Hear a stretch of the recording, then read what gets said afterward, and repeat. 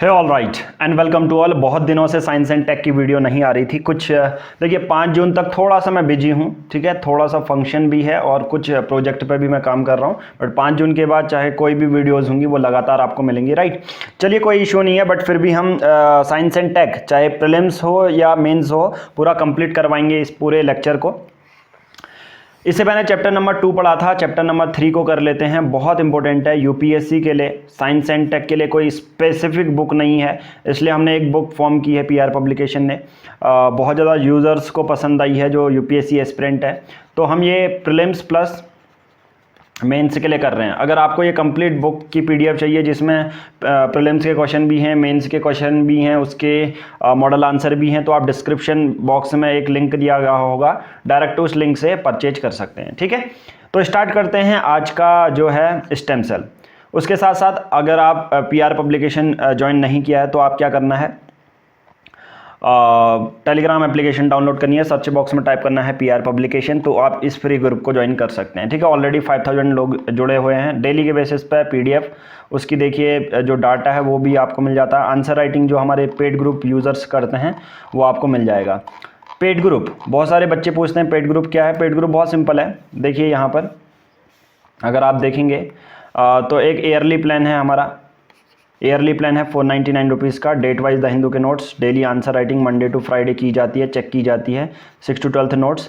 अगर आप dedicated aspirant हैं यूपीएससी के तो तीनों plan, yearly plan, NCERT yearly plan, CSAT videos prelims का सेकंड, ये एक साथ अवेल कर सकते हैं 999 रुपीज़ में। ये लाइफ टाइम कोर्स है, ठीक है, एनसीईआरटी टेस्ट सीरीज, और ये आपको लाइफ टाइम मिलेगा। सभी सब्जेक्ट के चैप्टर वाइज टेस्ट मिलेंगे डिटेल्ड सॉल्यूशन के साथ। मतलब आप कुछ भी कोई भी, जैसे हिस्ट्री कर रहे हो क्लास 9th की, तो उसके एमसीक्यू अपने में अटेम्प्ट कर सकते हो कि कैसे क्वेश्चन पूछे जा सकते हैं।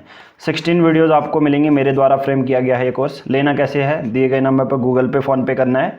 जो भी पेमेंट करेंगे उसकी स्क्रीनशॉट सेम नंबर पर व्हाट्सएप करनी है और हम आपको अपने टेलीग्राम प्राइवेट ग्रुप से ऐड कर लेंगे। ये देखिए ये प्राइवेट ग्रुप ये है जहाँ पर डेली के बेसिस पे आंसर राइटिंग की जाती है, ठीक है। प्राइवेट करंट नोट्स हैं, डेली के बेसिस पर नोट्स शेयर किए जाते हैं, ठीक है। तो चलिए स्टार्ट करते हैं बिना किसी देरी का आज का डिटेल में लेक्चर, राइट। तो चलिए सबसे पहले है स्टेम सेल। स्टेम सेल की बात करते हैं। मैं बहुत सिंपल सी भाषा में बताता हूँ स्टेम सेल शुरू करने से पहले। देखिए चाहे बोन सेल है हमारा, हार्ट सेल है, कोई भी, मतलब स्टेम सेल एक ऐसी सेल होती है ना जिसकी हेल्प से हम किसी भी सेल को डेवलप कर सकते हैं। इतना बड़ा जो है इस पर इसकी पोटेंशियल है। तो इससे समझ सकते हो कि आप किसी भी हिस्से का, सपोज मान के चलो हार्ट की कोई सेल है। अब हमारी बॉडी में यार बहुत सारी सेल्स से बना है हमारी पूरी बॉडी।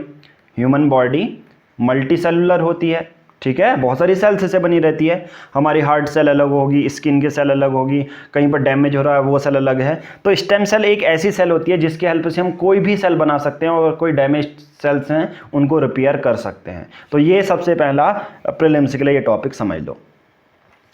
मेंस के लिए stem cell is a naive immature unspecialized cell जिसको divide to form similar cell, मतलब एक जैसे बोन सेल है तो उसी से बहुत सारी बोन सेल बना सकते हैं। पहला तो ये हो सकता है। दूसरा develop into differential specialized cell, मतलब बोन सेल है तो उसको हार्ट सेल में भी बदल सकता हूँ, उसके अलग फंक्शन उससे करवा सकता हूँ। तो हमारी, मैंने कहा स्टेम सेल एक ऐसी सेल होती है जिससे हम शरीर के हिस्से की कोई भी सेल बना सकते हैं अपने नीड के हिसाब से, राइट। और एक सेल से बहुत सारी सेल्स भी बना सकता हूं और एक सेल से दूसरी सेल भी बना सकता हूं जिसका दूसरा फंक्शन होता है। समझ में आया? ओके। इसको और थोड़ा सा मैं कंक्रीट करके आपको बताता हूं। सपोज एक बेबी है, छोटा बेबी है, इस बेबी का नाम ए है, इस बेबी का नाम बी है। सपोज इस बेबी की सपोज हार्ट डिजीज प्रॉब्लम है तो इसका मैं स्टेम सेल से उस हार्ट सेल को बनाऊंगा और इसमें डाल दूंगा। और स्टेम सेल बनाने के बहुत अच्छे तरीके होते हैं। यहाँ लेबोरेटरी में जो हमारे साइंटिस्ट होते हैं ना, बहुत मतलब बड़ी टेक्निक होती है। मैं कहूँगा यार स्टेम सेल का एक ही डिसएडवांटेज है कि यार नॉर्मल पर्सन बियर नहीं कर सकता इसकी कॉस्ट। मतलब एक ही सिंपल सेल को रिपेयर करने के लिए 5 से 6 लाख 10 लाख तक लग जाते हैं। तो इसलिए स्टेम सेल का एक सबसे बड़ा डिसएडवांटेज ये है कि ये बहुत ज़्यादा एक्सपेंसिव होता है।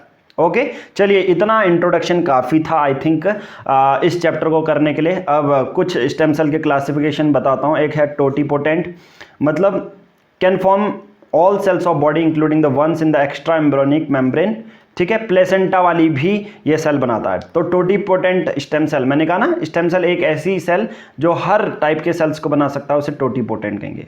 प्लूरीपोटेंट कौन सी सेल होगी? Can become virtually and cell in the body except those needed to support foetus. ये प्लूरीपोटेंट सब सेल बनाएगी एक्सेप्ट वो नहीं बना पाएगी जिसके लिए एक फीटस, ठीक है, अगर आपको एक फीटस को डेवलप करना है वॉर्म के अंदर, वो वाली सेल नहीं बना पाएगी, ठीक है। मतलब जिससे एक बेबी होता है ना, एम्ब्रियो के बाद एक बेबी डेवलप होता है, वो वाली नहीं बना पाती है, बाकी ये सब सेल बना लेती है। मल्टीपोटेंट सेल क्या होती है? Can give rise only to a small number of different cell. जैसे कुछ स्पेसिफिक होती है ना कभी कभी। अभी मैं कहूँगा यार ऑल ओवर वर्ल्ड में सिर्फ bone marrow stem cell, bone marrow ही वाला रिकॉग्नाइज थेरेपी है, क्योंकि हुआ क्या था ना, यूएसए में क्या कर रहे थे अभी बताऊंगा इसमें, पर bone marrow contain multipotent cell that can give rise to a blood cell types but not other cells, ठीक है। मल्टीपोटेंट क्या होते हैं? नाम से लग रहा है ना मल्टीपोटेंट, बट क्या होता है? सिर्फ small number of different cell दे सकती है, ठीक है, जैसे बोन मैरो आपको बदलवाना है।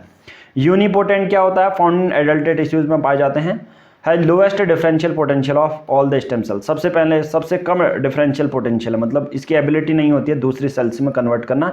तो सबसे पहले प्रीलिम्स में ऐसा क्वेश्चन आएगा आपसे कि टोटीपोटेंट, प्लूरीपोटेंट, मल्टीपोटेंट और यूनिपोटेंट में सबसे कम पोटेंशियल किसका होता है to ability to generate the different cell? तो आप कहोगे यूनिपोटेंट। और सबसे तगड़ा कौन होगा? टोटीपोटेंट। क्यों? मतलब ये सभी टाइप के सेल्स बना दे रहा है, सोचो। तो totipotent cell are the have the most potential, okay, to develop into various different cell which can perform the different functions, right? Okay, अब मैं थोड़ा सा ये बता देता हूँ यूएसए में हुआ क्या था यार। यूएसए का थोड़ा सा बात बताता हूँ। एक्सपेंसिव होता है, भारत में तो बहुत कम किया जाता है यार। यूएसए में क्या हो रहा था कि जो स्टेम सेल होती है ना, स्टेम सेल होती है, वो क्या होता है कि जब एक बेबी डेवलप होता है, ठीक है, एम्ब्रियो हो गया, स्पर्म फ्यूज होगा ओवा में, एम्ब्रियो डेवलप होगा और कुछ 2 से 3 हफ्ते के बाद उसको ब्लास्टोसिस कहते हैं, ठीक है। अब उसमें से स्टेम सेल निकाल दे दी जाती है, ठीक है। जो बेबी होता है, जो बनने वाला मैं कहूँगा मदर की वॉर्म में जो बेबी है, एम्ब्रियो है, उसके 2-3 हफ्ते बाद जो स्टेज आती है उससे स्टेम सेल निकाल दी जाती है। और वो जो स्टेम सेल होती है वो कोई भी, उससे हम नई कोई भी सेल्स बना सकते हैं। बट एक इशू ये था कि जो स्टेम सेल निकालने के बाद जो बेबी होता है उसको मार दिया जाता है। सबसे बड़ा डिसएडवांटेज यही है कि बेबी डिस्ट्रॉय करना पड़ता है, जो ह्यूमन बेबी होता है, सोचो। हालांकि अब तो ऐसा कर रहे हैं कि आर्टिफिशियल एम्ब्रियो बना रहे हैं और उसी से स्टेम सेल निकाल रहे हैं। बट इससे पहले क्या होता था कि एम्ब्रियो स्टेज ब्लास्टोसिस आती है 2-3 महीने के बाद, उससे स्टेम सेल निकालते हैं ताकि जो दूसरे बच्चों के लिए या कोई जो बहुत ज़्यादा अमीर है उनके लिए उस एम्ब्रियो से स्टेम सेल निकालेंगे और उससे अलग अलग सेल निकालेंगे, जिस भी बच्चे की जो भी डैमेज होगा वो सही हो जाएगा। समझ में आया? अभी तक हाल में ही रिकॉग्नाइज चीज़ बोन मैरो सिर्फ स्टेम सेल से करते हैं, बाकी सभी इलीगल हैं। क्या है? इलीगल। यार सोचो, किसी एम्ब्रियो है उससे स्टेम सेल निकालने, फिर उसको मारना पड़ रहा है। ओके, तो हालांकि आपको समझ में आया तो ठीक है, नहीं तो प्रीलिम्स के लिए जो जो चीज़ें बता रहा हूँ उतना ज़्यादा ध्यान भी नहीं रखना, ठीक है। बट ये कॉन्सेप्ट मैंने बता दिया, ठीक है। जैसा मैं हर लेक्चर में कहता हूँ, ठीक है, कॉन्सेप्ट समझ में आया तो ठीक है, नहीं तो उतना घुसने की ज़रूरत नहीं है कि मुझे यार ये समझ में नहीं आ रहा, मैं क्या करूँ, अब कुछ कर नहीं पाऊँगा, ठीक है। ऐसा कुछ नहीं, बस आपको 2 मार्क्स लेने हैं। बस एक क्वेश्चन है, एक क्वेश्चन को सही करना है। नहीं आ रहा तो रट लो, सिंपल सी भाषा में मैं बता रहा हूँ, नहीं आ रहा तो रट लो। एट द एंड प्रीलिम्स में आपसे कोई आईएएस बन जाओगे तो आपसे कोई नहीं पूछेगा कि स्टेम सेल का यार वो बता दो प्रोसेस। नहीं आ रहा तो कोई हंसेगा नहीं, बस आपको 1 मार्क्स प्रीलिम्स का चाहिए। बस ये स्ट्रेटजी अपना के चलोगे, या अपने मन में ये मत रखना कि हाँ मुझे ये नहीं आ रहा और उस टॉपिक के पीछे लगे हुए हो, सिंपल सी बात। बस उससे रिलेटेड क्वेश्चन देख लो कैसे पूछे जाते हैं, रट लो। पोस्टर लगाओ दीवार पे, उसको बार बार लिखो, रट लो, ठीक है। प्रोसीजर किसी को समझाने की ज़रूरत नहीं है, किसी के सामने ऐसा नहीं है कि यार आपको नहीं आ रहा तो कोई वो वाली बात नहीं है। आप एमसीक्यू सॉल्व कर पा रहे हो, सिंपल सी बात है, यही फाइनल स्टेज है और एक्चुअल में हम लोग इसी के लिए तैयारी करते हैं। बहुत सिंपल सी बात है। ओके, ना अलग अलग जगह से सेल्स आती हैं और अलग अलग उनके रोल्स होते हैं और अलग अलग उनसे डेवलप किए जाते हैं। तो उसके बेसिस पे हमारे बहुत सारे सेल्स होते हैं, जैसे एम्ब्रियोनिक स्टेम सेल हो गया, एडल्ट स्टेम सेल हो गया। मैंने कहा ना अलग अलग जो सेल्स होती हैं उससे बहुत सारी चीज़ें बनाई जा सकती है। एम्ब्रियोनिक सेल वही है, एम्ब्रियो जब छोटा बच्चा होता है, exist only at the earliest stage. तो ऐसी सेल्स एम्ब्रियोनिक स्टेम सेल कहलाएंगी। एडल्ट स्टेम सेल जब बच्चा बड़ा हो जाएगा, ऑल्सो कॉल्ड इसे सोमेटिक सेल भी कहते हैं। इससे पहले सेकंड चैप्टर सोमेटिक सेल पे ही था, ठीक है। और उसके बाद इंड्यूस्ड प्लूरिपोटेंट स्टेम सेल। अब इसमें क्या होता है, ये बॉडी में नहीं पाई जाती है, बट इसको engineered into laboratory from cell of the body, वही है बाहर से डाला जाता है, जैसे जेनेटिक इंजीनियरिंग चैप्टर 2 अच्छे से देखना, ठीक है। फिर होता है एक फर्टिलाइज एग। फर्टिलाइज एग उसकी टोटिपोटेंसी होती है 3 से 4 दिन की, ये प्रीलिम्स में पूछा जा सकता है, ठीक है। फर्टिलाइज एग की टोटिपोटेंसी 3 से 4 दिन की होती है, मतलब टोटिपोटेंसी आप सबको पता है कि ability to generate any type of cell, okay. तो इसके बेसिस पे ये होता है, ओके। अब नाउ स्टेम सेल थेरेपी क्या होता है। मैंने अब जो लेबोरेटरी वाला पूरा किस्सा सुनाया वो स्टेम सेल थेरेपी वाला है, ठीक है। स्टेम सेल थेरेपी का मतलब कोई तरह से ट्रीटमेंट करना, मतलब कोई पेशेंट होगा उसकी खुद की स्टेम सेल का यूज़ करना दूसरी सेल्स के लिए, ठीक है। खुद की पेशेंट की खुद की स्टेम सेल का यूज़ करते हैं। मैंने कहा एक बेबी पर्सन है, इसकी एक सेल डैमेज है, तो इसकी एक सेल जो डैमेज है उस दूसरी सेल से उस डैमेज सेल को सही कर दिया जा रहा है, तो इसी को कहते हैं stem cell therapy. That uses patient own stem cell to repair damage tissue and repair injuries. बहुत सिंपल है।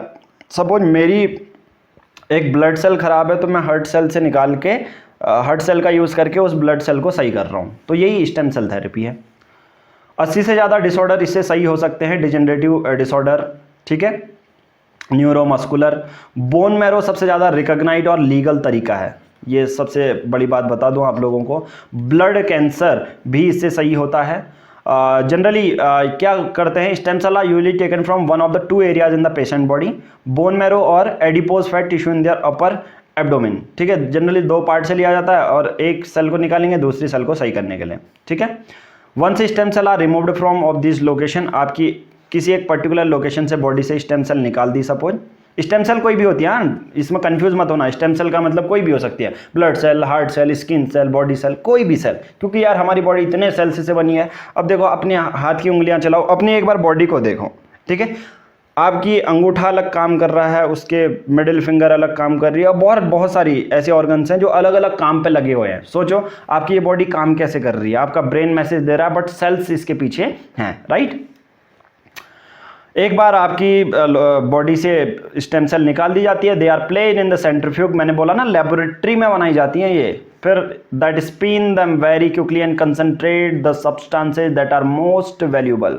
बस सिंपल सी बात है, जब वो होता है फिर अफेक्टेड एरिया में, ये अफेक्टेड एरिया वो सेल जो लेबोरेटरी में बनाया गया उस जगह पर डाल देंगे, बस सही हो जाएगा। एडवांटेज क्या है, मेडिकल बेनिफिट तो हैं, ठीक है। कंडीशन और डिसऑर्डर को ट्रीट किया जा सकता है। मेडिकल बेनिफिट बहुत सारे हैं यार, बट मैं कहूँगा एक एक्सपेंसिव थोड़ा सा हो जाता है, तो ये दिक्कत है थोड़ी। ह्यूमन ग्रोथ को बहुत अच्छा कर देता है। ये एडवांटेजेस जो है मेंस के लिए, ठीक है।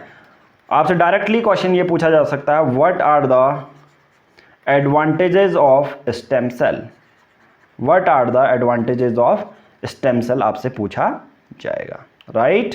चलिए, बीमारी होने से पहले उसका सही उपचार हो सकता है स्टेम सेल थेरेपी की मदद से, और रिजेक्शन के बहुत ज़्यादा कम चांसेस रहते हैं।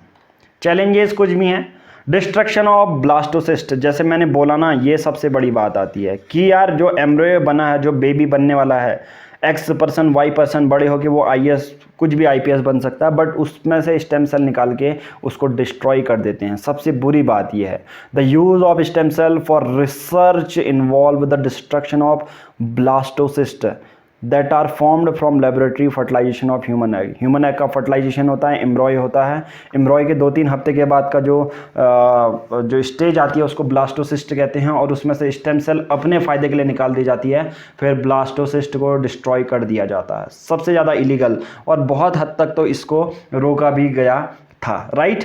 चलो, साइड इफेक्ट हो सकते हैं, लिमिटेशन ऑफ एडल्ट सेल। अब एडल्ट जो सेल होती है ना, वो पर्टिकुलर ओरिजिन की होती है, तो वो कुछ ही सिमिलर टाइप के, मतलब कुछ ही टाइप के सेल से बना सकती है, जैसे like brain cell would generate only brain cells and so on. Adult में जो मैं वीडियो बना रहा हूँ अभी, मैं हूँ 24 साल का, ठीक है, मैं हूँ 24 साल का, और मेरे ब्रेन सेल के मदद से एक ब्रेन सेल ही बनेगा, क्योंकि मैं एक एडल्ट की कैटेगरी में आऊँगा, राइट। पोटेंशियल रिजेक्शन है कि यार नहीं भी हो सकता है सही, नेगेटिव एक्टिविटीज़ भी हो सकती हैं। तो आई थिंक चैलेंजेस भी मैंने बता दिए, एडवांटेजेस भी मैंने बता दिए। एप्लीकेशन तो बहुत सिंपल है यार, हेयर लॉस सही हो सकता है, आपकी आंखें खराब हैं, आपकी, जब भी मैं आपकी कह रहा हूँ तो एक्स%, आप खुद को मत लेना, राइट। ऑर्थोपेडिक इंजरीज हैं, वाउंड्स का कहीं घाव हैं, स्पाइनल इंजरीज हैं, डायबिटीज़ है। अभी तो डायबिटीज़ की वजह से यार अपना ब्लैक फंगस म्यूकोरमाइकोसिस भी हो रहा है, तो यार डायबिटीज़ भी सही होगी तो चलो ठीक है स्टेम सेल थेरेपी से। Okay, Indian council of medical research. अब देखो Indian council of medical research यहाँ पर आया, आप कैसे यूज़ कर सकते हो अगर आप हमारे उसमें हो पेड ग्रुप में, तो यहाँ पर सर्च करोगे ICMR, ठीक है। अब यहाँ पर टाइप करा सपोज आपने, ये देखो खुद ही आ जाएगा ICMR के बारे में, मैं क्लिक करूँगा। ये Indian council of medical research एक एपेक्स बॉडी है जो ऑल ओवर वर्ल्ड में इंडिया में काम करती है, बायोमेडिकल रिसर्च करती है, और पूरे वर्ल्ड में वन ऑफ द लार्जेस्ट या ओल्डेस्ट मेडिकल रिसर्च इंस्टीट्यूट आप कह सकते हो। इसको फंड करती है भारत सरकार, funded by the government of India, और ministry of health and family welfare के अंदर आती है। ऑल ओवर इंडिया में 26 नेशनल इंस्टीट्यूट हैं जो अलग अलग बीमारियों में काम करते हैं, एड्स, मलेरिया, क्वालाजर, ठीक है, इन सब में। और ये राज्य सरकार को भी मदद करती है, उनकी फर्टिलिटी कंट्रोल होता है ना यार, किसी राज्य की पॉपुलेशन, यूपी की पॉपुलेशन बहुत ज़्यादा है तो उसको कैसे कम करना है, उसको प्लानिंग ये सब करती है। तो यार ये देखो प्राइवेट करंट नोट्स 800, ऐसे ही हमारे पास 2 ग्रुप हैं और एक साल में हमारे 1500 से ज़्यादा ट्रस्टेड यूज़र हैं। तो आप लोग भी इस पूरे चैनल को, हमारा जो डिस्क्रिप्शन में एक नंबर दिया होगा उस पर कॉल करें, अपनी सीट बुक कराएं, ताकि आपको भी ये फ्री में बहुत affordable prices all over India में कहीं पर भी आप देख लो, कोई भी बड़े इंस्टीट्यूट की आप क्वालिटी भी मैच कर सकते हैं, ठीक है। जो हम क्वालिटी देते हैं, ये बुक का जो ऑथर हैं वो पंकज बोहरा यानी कि मैं, और एक और सर हैं जो आंसर राइटिंग एनालिसिस कॉम्बाइंड मिलके बनाई हुई है। और साइंस एंड टेक की कोई अगर आपको बुक नहीं मिल रही तो PR पब्लिकेशन की बुक लीजिए, अमेजोन में भी आपको मिल जाएगी, ठीक है। तो चलिए आज की इस वीडियो में हम इतना ही करेंगे। देखिए अब नेक्स्ट जो वीडियो आएगी डिफेंस टेक्नोलॉजी। डिफेंस टेक्नोलॉजी तो मजा ही आ जाएगा आपको पढ़ने में, पूरा आपको पढ़ा दूंगा defence technology, surface to air classification, cruise missile, ballistic missile क्या होती है, बहुत मजा आएगा पढ़ने में आपको, ठीक है। अनमैन्ड मिसाइल्स होती हैं, ब्रह्मोस, निर्भय किसके, क्योंकि बहुत सारे लोगों को इनिशियल में ये कन्फ्यूजन रहता है किसका कितना है, क्या होता है, मैक साउंड क्या होती है, ठीक है, मैक किसका यूनिट है। तो इसके बाद डिफेंस टेक्नोलॉजी और बायोटेक्नोलॉजी मैं पूरी करवा चुका हूँ, ठीक है। ये देखो बायोटेक्नोलॉजी ये पूरी हो चुकी है, इससे पहले तो ये प्रीलिम्स की क्वेश्चन है। ये देखो चैप्टर 1 तो पहला वाला जो टॉपिक था बायोटेक्नोलॉजी। अब कोई भी बायोटेक्नोलॉजी पर क्वेश्चन आएगा तो आप अटेम्प्ट कर लोगे, ठीक है। ये देखो थोड़ा सा यहाँ दिखा देता हूँ, ये है इनिशियल, बस ये। तो ये वाला जो टॉपिक है अब बायोटेक्नोलॉजी ख़त्म, अब जो नेक्स्ट पार्ट आएगा डिफेंस टेक्नोलॉजी का, राइट। चलिए आज के इस वीडियो में इतना ही, सब खैर, धन्यवाद।